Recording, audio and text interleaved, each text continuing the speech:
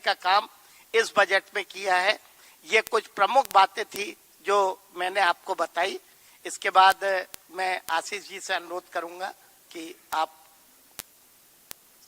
धन्यवाद माननीय अध्यक्ष जी। मैं अगले क्रम में माननीय मुख्यमंत्री डॉक्टर मोहन यादव जी से आग्रह करता हूं, कृपया संबोधन प्रारंभ करें।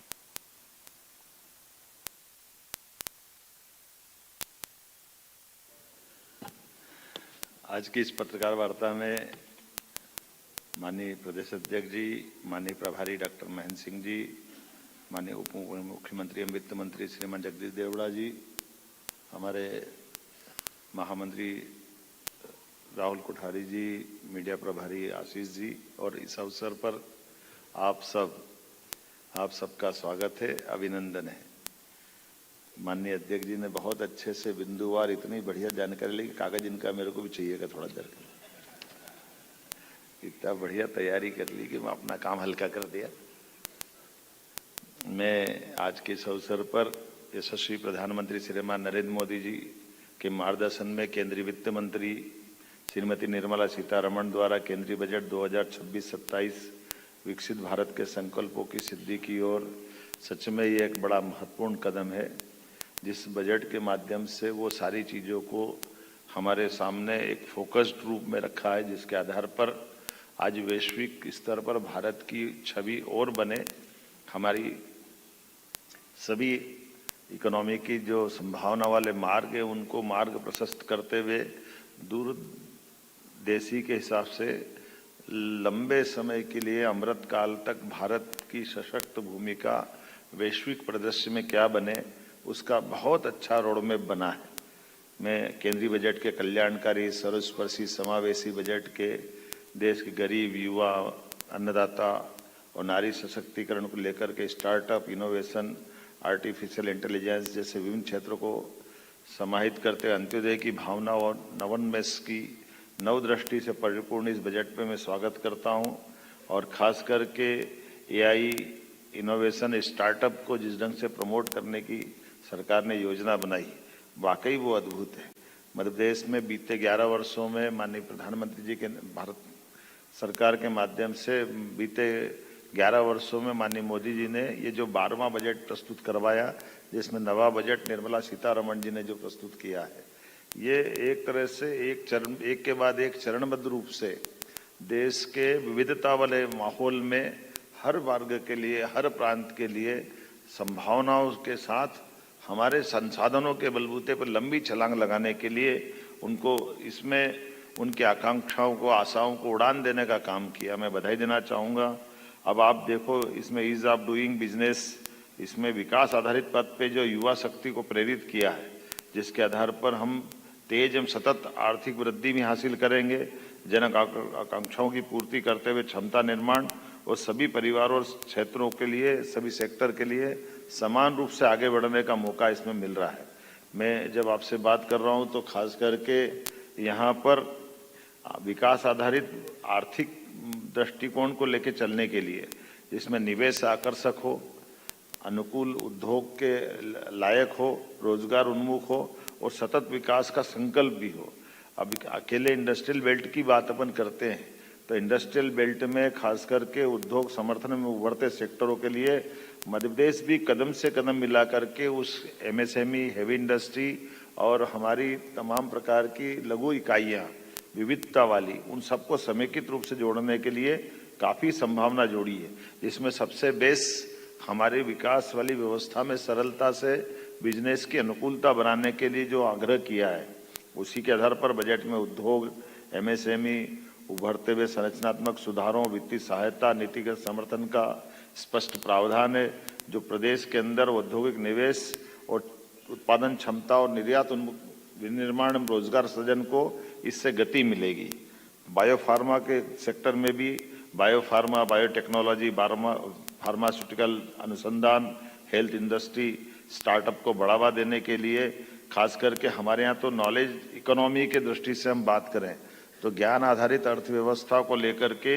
इसी आधार पर हम अपने उच्च मूल्य जो रोजगार सृजित करेंगे, खासकर उस दिशा में हम आगे बढ़ेंगे जहां हम हमारी प्रतिभाओं के बलबूते पर इस फार्मा सेक्टर में लंबी छलांग लगाएंगे। सेमीकंडक्टर ये एक बड़ा सेक्टर है। मैं कल गुजरात में भी सेमीकंडक्टर के ऊपर वहाँ के मुख्यमंत्री से बात करके आया हूँ और सेमीकंडक्टर मिशन 2 उभरती तकनीक है जिसके आधार पर इलेक्ट्रॉनिक कंपोनेंट मैन्युफैक्चरिंग AI आधारित तकनीकों के आधार पर प्रदेश में हाईटेक उद्योग, डिजिटल निवेश, नवाचार आधारित उद्यमिता को हम भी कदम से कदम मिलाकर बढ़ाने के लिए आगे बढ़ेंगे। अगर प्रदेश के पारंपरिक औद्योगिक क्षेत्र के लिए भी ये निश्चित रूप से हमारे लिए ये जो अभी तक हमारे इंडस्ट्रीज जो चल रही है जो परंपरागत आधारित है उनको भी उनके लिए रिन्यूएशन के आधार है। आप कभी कल्पना करना पहले की कॉटन इंडस्ट्रियाँ इसलिए डूब गई कि उनको रिन्यूएशन करने का मौका नहीं मिला था। अगर नई टेक्नोलॉजी के साथ कदम से कदम मिला के चलना है तो नए उद्योग लगाना अच्छी बात है, लेकिन जो चालू उद्योग है उन उद्योगों को संवर्धन करना ये भी एक बड़ा विषय रहता है। इसमें इस चीज के लिए गुंजाइश दी जिससे अर्थव्यवस्था, रोजगार और औद्योगिक पुनर्जीवन को नई गति प्रदान होगी। 200 लेगेसी इंडस्ट्रियल क्लस्टर के पुनर्जीवन, ये जो खासकर जो मैंने बात कही है, इसमें अधोसंरचना में सुधार, निवेश पुनर्स्थापन, उत्पादन विस्तार और स्थानीय रोजगार को नई ऊर्जा मिलेगी। इसी आधार पर औद्योगिक भूमि, लॉजिस्टिक एवं सप्लाई चेन को भी हम अधिक कुशल बनाने वाले हैं। MSME में भी इसी तरह से MSME के लिए जो हमारी मध्यम श्रेणी की उद्यमिता है इसमें स्वरोजगार और औद्योगिक विस्तार को मजबूती प्रदान करेगी। इसकी 3 रणनीति है और तीनों तरह से हमारे लिए बहुत काम आएगी। मैं मान के चलता हूँ इससे वित्तीय स्थिरता, तरलता, समर्थन और संस्थागत सहयोग किसी भी इंडस्ट्री के इसी प्रकार से हम आगे बढ़ा सकते हैं जिसमें अधिक प्रतिस्पर्धी, आत्मनिर्भर और विस्तार उन्मुख ये एक गति देने के लिए सरलता हो जाती है कि हम अपने काम को समेकित रूप से कैसे करें। सेवा क्षेत्र और वैश्विक नेतृत्व, आज के समय में हमारे पास तो IT, पर्यटन, स्वास्थ्य, शिक्षा, इनके प्रमुख केंद्रों का विकास करने के लिए ये बजट में इस बात की भी गुंजाइश दी है और ये हमारा बड़ी संभावना वाला क्षेत्र है। 2047 की दृष्टि से वैश्विक सेवा क्षेत्र में नेतृत्व दिलाने के लिए सेवा क्षेत्र को जो प्रमुखता दी गई है जिसमें IT, health, education, tourism, professional services के केंद्र के रूप में विकसित करने का मौका दिया है। महिलाओं के लिए हमारी सरकार लगातार काम कर रही है और ऐसे में माननीय प्रधानमंत्री जी ने भी नारी सशक्तिकरण के लिए बजट में पर्याप्त गुंजाइश दी है जिसके आधार पर बहनों को सुविधा, सुरक्षा और कौशल विकास को प्राथमिकता देने के लिए पर्याप्त VGF और पूंजीगत सहायता से प्रत्येक जिले के अंदर एक छात्रावास खोलने के लिए 10,000 करोड़ की जो राशि रखी है ये पहली बार हो रहा है हमारे लिए। तो हम अभी 4 हॉस्टल हमारे अपने राज्य में खोलने वाले थे, लेकिन इस आधार पर हम अपने यहाँ लगभग हर जिले के अंदर हमारे प्रस्ताव भी जाएंगे क्योंकि जब हम छोटे छोटे स्थान पर औद्योगिकरण के लिए इस तरह आगे बढ़ रहे तो बहनों को एक कठिनाई होती है अपने घर से आने जाने में। ऐसे में प्रोफेशनल काम करने वाली बहनों के लिए छात्रावास ये बड़ी अपनी भूमिका अदा करेंगे। महिलाओं को रोजगार के अवसर बढ़ाने के लिए 1.5 लाख सेवा प्रदाताओं के लिए 1 लाख संबद्ध पेशेवर को प्रशिक्षित करने का जो लक्ष्य रखा है, यही तो सबका साथ सबका विकास है। महिला उद्यमिता को बढ़ावा देने के लिए ग्रामीण महिला नेतृत्व के लिए विशेष उद्यमिता के लिए जिसमें लखपति दीदी आधारित सामुदायिक स्व सहायता समूह और इसके लिए सब प्रकार के प्रबंधन माननीय प्रधानमंत्री, राष्ट्रपति, वित्त मंत्री ने अपने प्रधानमंत्री जी के मार्गदर्शन में किए हैं। अब अपने लिए मैं मेट्रोपॉलिटन सिटी की तरफ अगर देखता हूँ तो ये जो हमने पहले से प्लान किया है और उसी प्लान को बड़ा विस्तारित रूप में माननीय प्रधानमंत्री ने नए बजट में प्रमोट किया है। कई बार तो लगता है कि हमारा 2 साल का बजट राज्य सरकार का केंद्र सरकार के साथ उस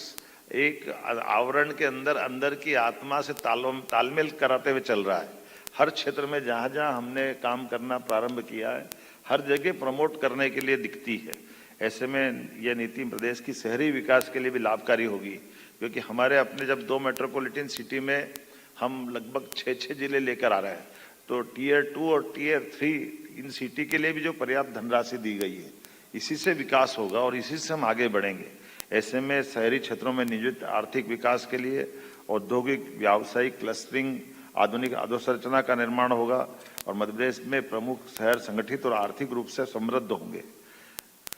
अवसंरचना निवेश मॉडल मध्य प्रदेश के लिए अत्यंत लाभकारी होगा जिसमें कनेक्टिविटी, लॉजिस्टिक और व्यापारिक सुगमता के लिए मजबूती देगा। और जैसे मैंने बताया टीयर 2, टीयर 3 के लिए वित्तीय क्षेत्र में भी सुधार के लिए इसी प्रकार के हमारे सभी प्रकार के निवेशकों के विश्वास को कायम रखेंगे। पूंजी प्रवाह और वित्तीय स्थिरता को भी मजबूत करेंगे, जिसमें बैंकिंग सुधार, फेमा के नियमों की समीक्षा, कारपोरेट म्यूनिसिपल बॉन्ड बाजार को मजबूत करना और वित्तीय संस्थाओं को पुनर्गठन के लिए ये मध्य प्रदेश की हमारी सुदृढ़ वित्तीय व्यवस्था में निवेशकों का विश्वास जीतने का काम करेंगे। सामाजिक समावेशन भी इसमें किया है। मुझे इस बात की प्रसन्नता है कि हम अपने बजट के आधार पर अत्यंत लाभकारी भावना से खासकर सामाजिक समावेशन आधारित आर्थिक विकास योजना का जो प्लान किया है, ये मानव पूंजी के निर्माण में बड़ी महती भूमिका अदा करेगा। इसमें दिव्यांग कौशल भी है। सभी जिलों में गर्ल्स हॉस्टल, शिक्षा कौशल आधारित पहलों के आधार पर हमारी सामाजिक उत्तरदायित्व की भावना बहुत मजबूत होगी और मानव पूंजी का सुदृढ़ निर्माण होगा। हरित अर्थव्यवस्था, सतत विकास, ये खास करके अब ग्रीन एनर्जी का जमाना है और हमारे लिए इस भाव में एग्रीकल्चर को भूलना नहीं है। इसलिए हमने अपने भविष्य उन्मुख अर्थव्यवस्था के लिए इसमें सतत हरित और भविष्य उन्मुखी अर्थव्यवस्था के लिए कार्बन कैप्चर, हरित पहल, पर्यावरणीय निवेश में मध्य प्रदेश को ग्रीन इंडस्ट्री, सतत औद्योगिकरण और दीर्घकालिक पर्यावरणीय संतुलन निश्चित करने का हमने इसमें बड़ी संभावना देखी है, जो भविष्य की ठोस अर्थव्यवस्था बनाने के लिए अपनी महती भूमिका अदा करेगा।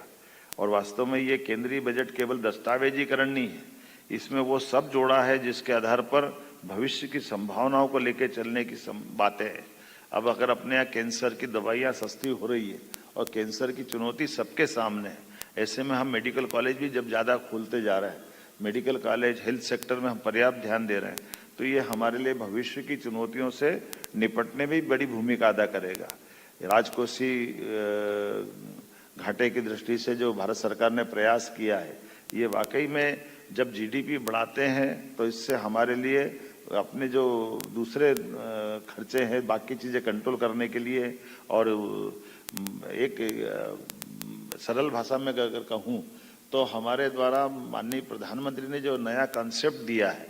कि जो वित्त के जानकार हैं उस वित्त के आयोग की सिफारिशों को बगैर लाग लपेट के उसको मैदान में उतारने का जो हिम्मत दिखाना चाहिए। आमतौर पर राजनीतिक दृष्टि से बजट को बनाने में राजनेताओं की भूमिका अपने लाभ के लिए, वोट के लिए 50 तरह से चुनौती वाली रहती है, लेकिन ऐसे समय में शुद्ध रूप से जब डेवलपमेंट की बात हो, डेवलपमेंट से ठोस लंबे समय की छलांग लगाने की बात हो, ऐसे समय में हमको बजाय लोक लुभावन जाने के हमारे राज्य के साथ देश को दीर्घगामी दृष्टि से आर्थिक रूप से सुदृढ़ करने के लिए हमारे जो भारत सरकार के माध्यम से वित्त आयोग की जो सिफारिशों को मांगने का और लागू करने का साहस दिखाया है, ये बड़ी बात है। अदरवाइज ये शिकायत रहती थी कि राज्य बड़े हैं तो बड़े राज्य में उनकी अपनी गरीबी के आधार पर, उनकी कमजोरियों के आधार पर बड़े आवंटन पे वो अपना क्लेम करते हैं, और ऐसे में जो बड़े राज्य के बजाय जो राज्य अपने संसाधनों का बेहतर उपयोग करके जीडीपी में बड़ी भूमिका अदा करते हैं, वो बड़ी भूमिका अदा करने के बाद भी उनको टैक्स में कटौती हो जाती है, उनको वित्तीय मदद की बजाय उनको ये कष्ट उठाना पड़ता है कि भाई हम तो कमजोर को दे रहे हैं।